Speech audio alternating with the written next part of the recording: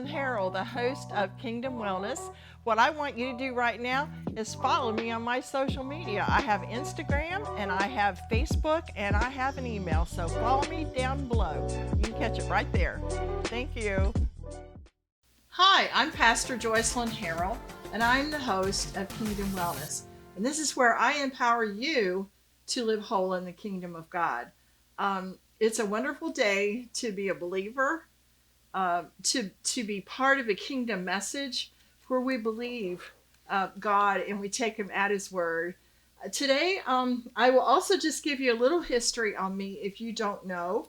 I am a registered nurse.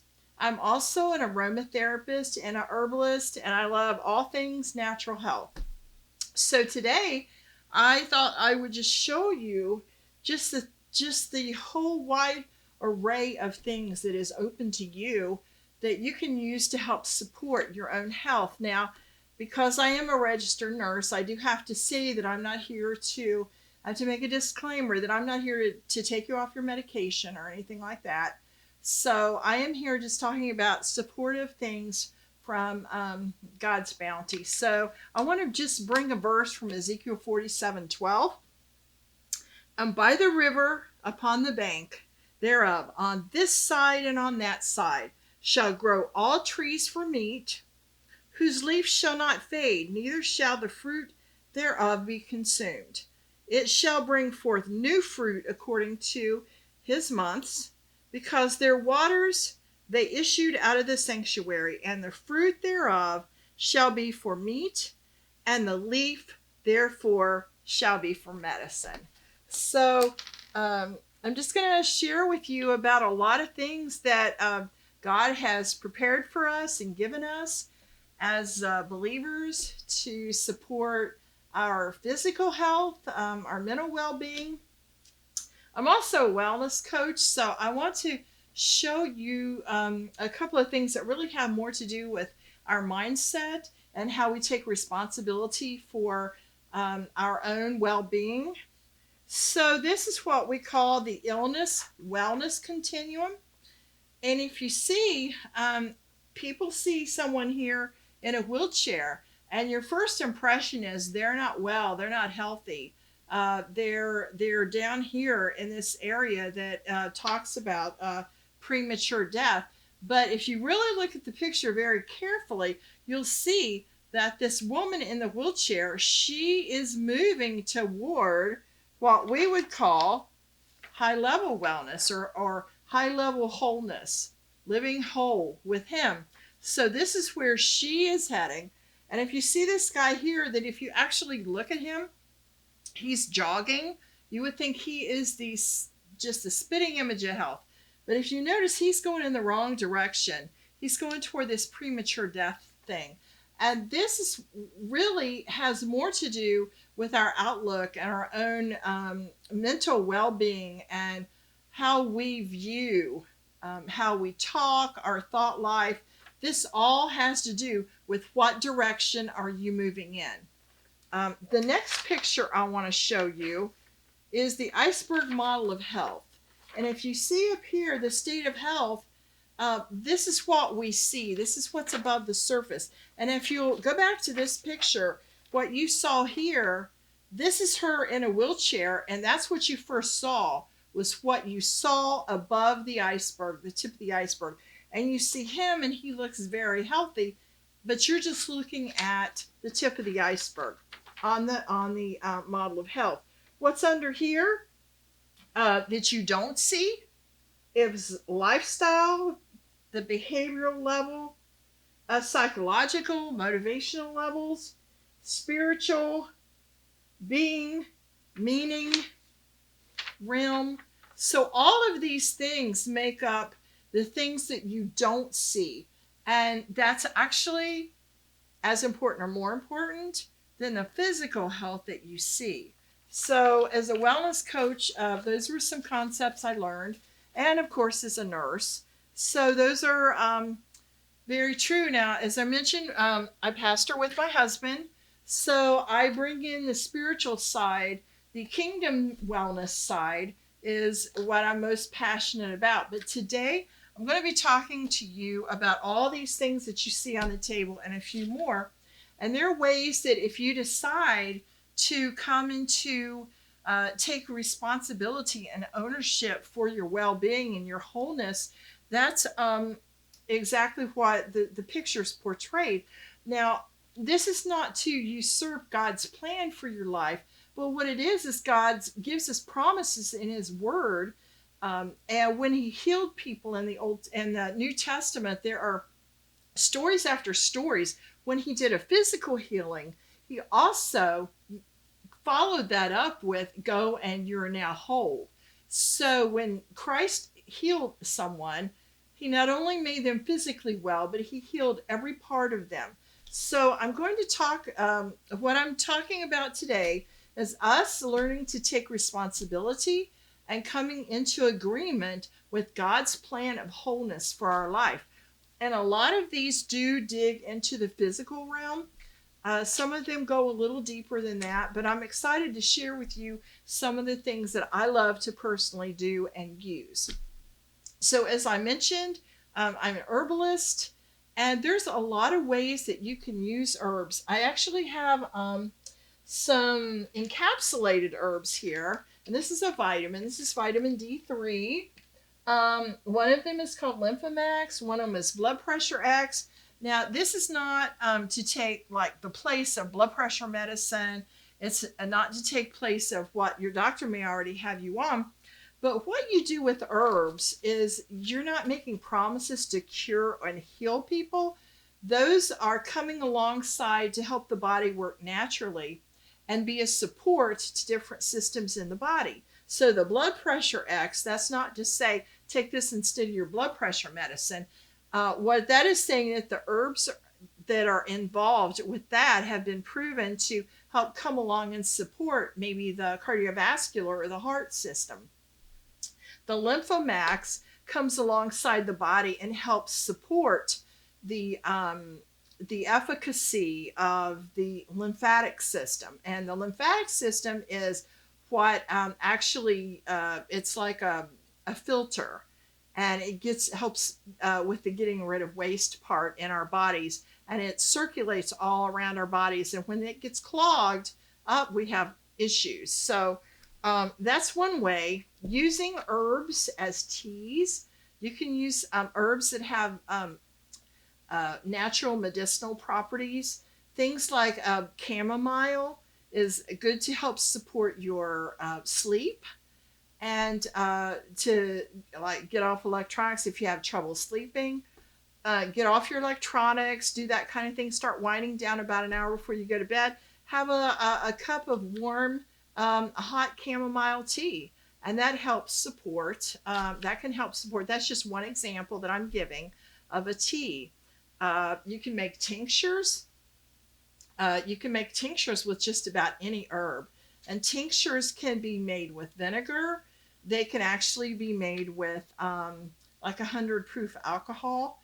And that's not to say you're going to be drinking alcohol, especially for you that do not believe in Christians drinking alcohol. I'm not promoting drinking alcohol here. What I'm saying, when you make a tincture using especially the alcohol and the vinegar, it helps pull the minerals and the medicinal benefits out of those herbs. And so if you're going to use a tincture, I'm talking about you put a couple of drops under the tongue. Those are real easy to do. It is a process. You get your dried herbs. There's a certain concentration of vinegar, or, well, it doesn't matter as much with the vinegar because I'll explain in a minute what we do with those. But if you're using the alcohol, say if we would do it with, this is elderberries. If we would do it with elderberries, that's going to stay in a bottle for about 6 weeks. And there's a process to it. And then you strain the liquid off the berries, and what's left is the tincture. And it's so concentrated, it has all the properties then, the healing properties of those elderberries in it. And you would just put a couple of drops under the tongue, and that would be your dose for a tincture. You can create salves with things like Oh, let me think. You can use lavender buds and chamomile buds and uh, create.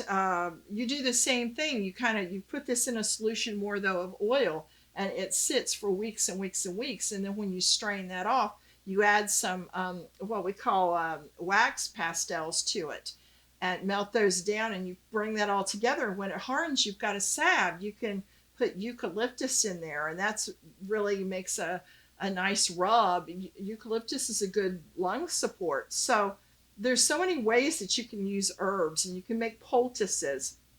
Then you've got your vitamins. I've mentioned the vitamins already. Elderberry syrup. I love to make elderberry syrup, especially it's great to boost the immune system in the winter, the fall and winter. And this is a bag of elderberries here. I actually have a recipe for elderberry syrup, and you just put your elderberries in water that just is very hot. And I don't like to really bring it to a boil, but it just simmers for a while. And you can add things like cinnamon bark and cloves, and some of those that are really great to help support the immune system. And you pour that off after a certain time and strain it. Add a little bit of honey, and you've got a great little spoonful of stuff that you can take every day to help with your build your immune system. So this elderberries are great, and they're sometimes hard to find. I've got several sources for my elderberries. And that's kind of it. There's the herbs. There's just so many things you can do.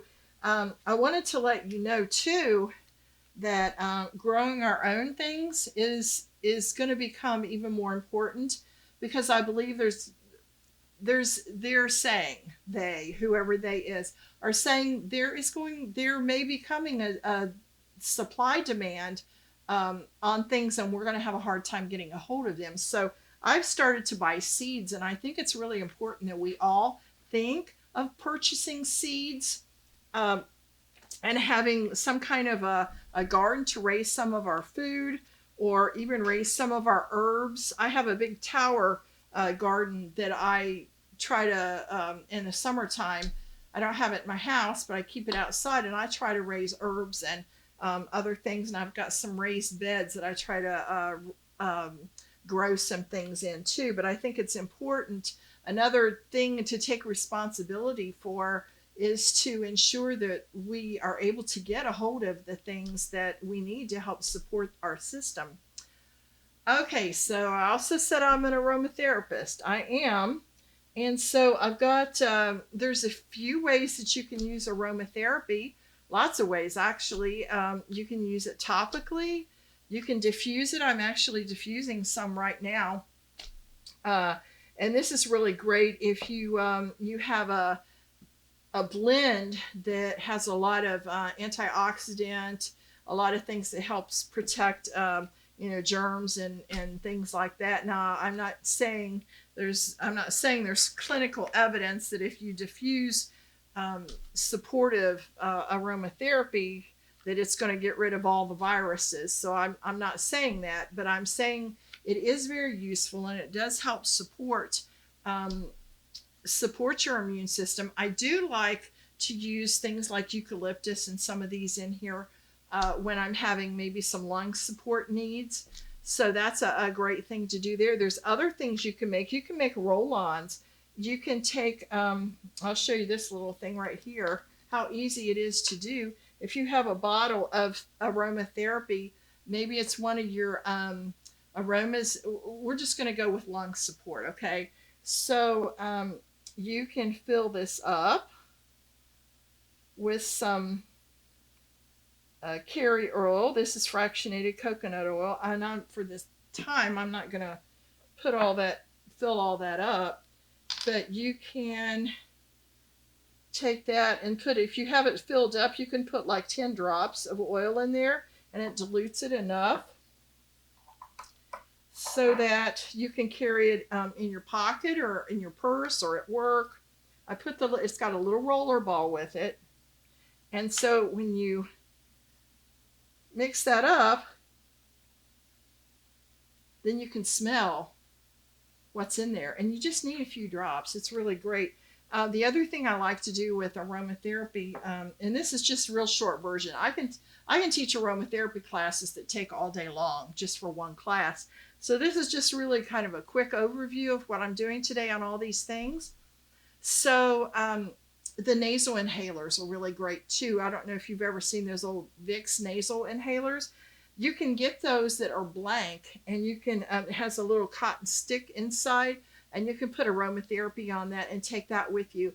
And especially if you're doing things for lung support, that's really great to be able to smell that aroma, and helps with your lungs if you've got stuffy nose and things like that. Another thing I like to make is something called fire cider. I don't know if you all have heard of fire cider before, but this is one of those things actually that can go in the herbs section, but you're using more household products. And what I do is I get vinegar, and it has to be raw vinegar or vinegar that has the mother in it. And if you don't know what that is, if you look at the bottom of a jar of vinegar, and it's the apple cider vinegar. If you look at the bottom of the jar and you see all this stuff floating around on the bottom, I'm pretty sure that's the mother. It's the live part, the live enzymes. So you want to get that kind of vinegar. I get a big jar about this big, and I cut up things like turmeric and onion, and lots of onion, lots of garlic. Let me think. Ginger. I think I already said that. You can use horseradish. Just about anything that is a good kind of immune building kind of food that we eat out of the garden or you get in the store. You can cut those up and you put it in hot peppers, jalapenos, those kind of things. You cut them up, you fill up your jar, and then you pour the apple cider vinegar over top of it, and you put a lid on it. Now make sure if you're using one of those lids, big lids, that you use wax paper or put saran wrap or something around it, because when you have the cider vinegar in it and you put a lid on it, if you don't have something in between there, it'll rust, make it rust. So if you want some recipes for that, just reach out to me and I'll be able to help you kind of figure out how to do that. It's pretty easy. I've got a green smoothie here that I made earlier today. So I just want to tell you how beneficial smoothies are as far as getting really compacted good nutrition into your cells. And this was a really good, I put spinach, and I put bananas, and I used a non-dairy yogurt and other berries. Like I put blueberries and raspberries. Those are high in antioxidants. Starting off with a really nice smoothie first thing in the day is a way to get a lot of good nutrition in before you head out to school or work.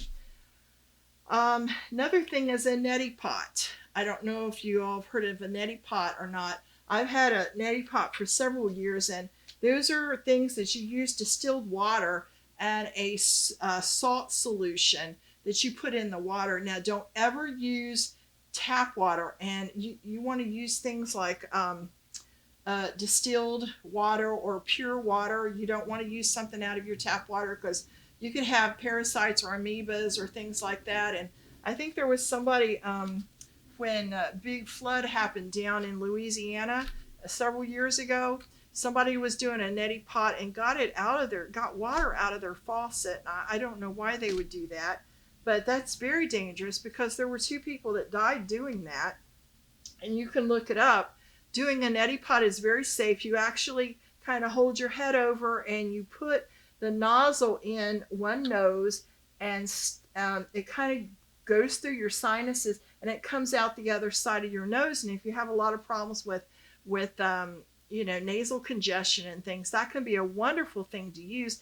I have something new at my house that I can't wait to try. I just got it. It's actually an automated one that when you push the button, you don't have to pour the stuff through your nose. It actually kind of pushes it through there for you. It's not electric, but I think it's battery operated. So I'm really looking forward to trying that. But using a neti pot is a really great way to help get rid of some of the bacteria and stuff that's up there in that nasal cavity. Dry brushing is another thing. I've got actually my card here on dry brushing, but what that is, I don't know if you've ever seen those. They look like a back brush, like you would just scrape your skin with, like if you're taking a bath, but you use this dry, and there's just channels that you open to make sure that the lymph fluid can flow nicely through those channels where there's a lot of the lymph nodes that gather, and you just very lightly are going to brush your skin. Now, I just want to let you know, if you do have lymphedema, that is one thing I just really want to caution you, that you do just a very light brushing. And there's things that show you exactly how to do this the proper way. So make sure you get some instruction in doing it the proper way. But the dry brushing helps get rid of dead skin on your body, but it also helps your lymph fluid flow like it should, so that we can get rid of the waste that's in our body. Probiotics, that's another thing that's real important. As I've been taping today, I've been drinking my kombucha. I try to do maybe 3 to 5 kombucha teas a week. I do it for breakfast usually. And this one's got 9 million living probiotics in it. And this is something that starts out with a tea and it becomes fermented. And that really, they come in different flavors. You can get them in your grocery store. You can make it. That's a little bit of a process. I have made it before, but then you get an overabundance of it, and I just didn't have time to keep up with it at this time, so I do buy mine. But that's really great for your gut health. Another little thing you probably have, this is real rare, you probably haven't heard of, but it is a organic castor oil pack. And this is a really cool thing because you just use a little bit of the castor oil and you put it on the pad, and you can put it over your liver, you can put it over your joints. Some people leave this on overnight in their liver area. It helps boost your immune system. It helps decrease inflammation. So that is a real cool thing. I just got this. I've been wanting to do this for years, and I just got this in the mail, and I can't wait to try this. So I'll let you know how that goes.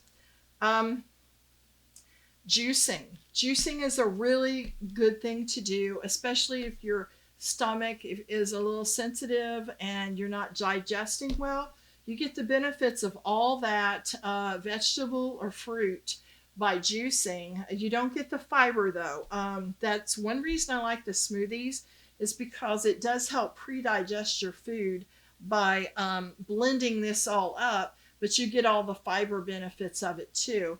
But on the smoothies and the juicing, I do want to caution you, like I've mentioned in my other videos, that you want to be careful if you're diabetic and not use a lot of fruits, because the fruits, especially the ones that have a higher impact on your blood sugar, those will raise your blood sugar, and you want to not have that happen. So if you're diabetic, you can get really good health benefits by just using things like your greens, your spinaches, your kale, your arugula. You can use tomatoes and celery and cucumbers. And celery and cucumbers are really good to help with some water retention. So there's natural sodium in it, natural salt, but the celery does help as a kind of a natural diuretic. You can also put some parsley in there too. That's not medical advice. I'm just saying, look up some of the properties in some of these foods and herbs, and you'll know what they're good for. And again, don't do some of these things without the advice or your doctor's approval, because some of those you can have some really good but intense things happen when you start changing your health around and taking ownership and start some of these new things. You can have some pretty good detox benefits, but also I would just keep your physician in the loop.